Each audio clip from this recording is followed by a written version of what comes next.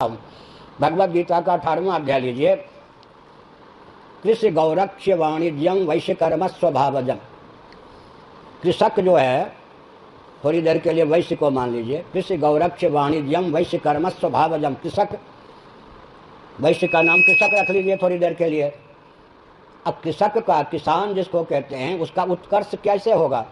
कृषि के साथ गौरक्ष और वाणिज्य का भी सन्निवेश हो उसके जीवन में, तो आर्थिक विपन्नता नहीं होगी क्या? एक ही व्यक्ति के लिए कहा गया कृषि गौरक्ष वाणिज्यम। अब गौरक्ष को हटा दें, पशुपालन, गोवंश की रक्षा, तब किसान क्या करेगा? खेती की उर्वरा शक्ति आदि सब नष्ट हो जाएगी। कृषि के साथ गौरक्ष और वाणिज्य का प्रकल्प अगर रहने दिया जाए तो मैं नहीं समझता कोई किसान निर्धन रह सकता है। कृषि गौरक्ष वाणिज्यम। एक और विचित्र बात है, इसमें वाणिज्य को थोड़ी देर के लिए हटा दीजिए। वैश्यों का प्रमुख कार्य है वाणिज्य, बाकी कृषि गौरक्ष हर वर्ण के कार्य हैं। एक उदाहरण देता हूँ, आपको सुनकर आश्चर्य होगा। शुक्र नीति पढ़िए, चिरवही जी ध्यान दे रहे।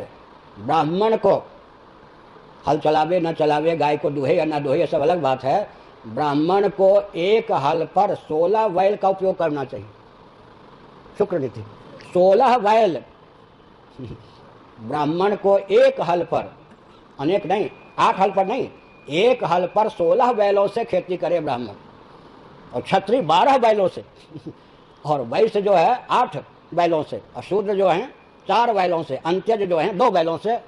एक हल पर 2, 4, 8, 12, 16 बैलों का उपयोग होना चाहिए। इतना प्रशस्त विज्ञान खेती का हमारे यहाँ शास्त्रों में दिया गया। मैंने शुक्र नीति के आधार पर कहा सज्जनों, तो कृषक जो हैं, किसान जो हैं, दीनताहीनता को क्यों प्राप्त हैं? एक तो उन्हें कृषि का परंपरा प्राप्त विज्ञान नहीं है। दूसरी बात है कि शासन तंत्र के द्वारा विकृति खाद पानी आदि को लेकर, अनाज के दाने को लेकर की गई है, और शासन तंत्र का अर्थ होता है कि सब शोषक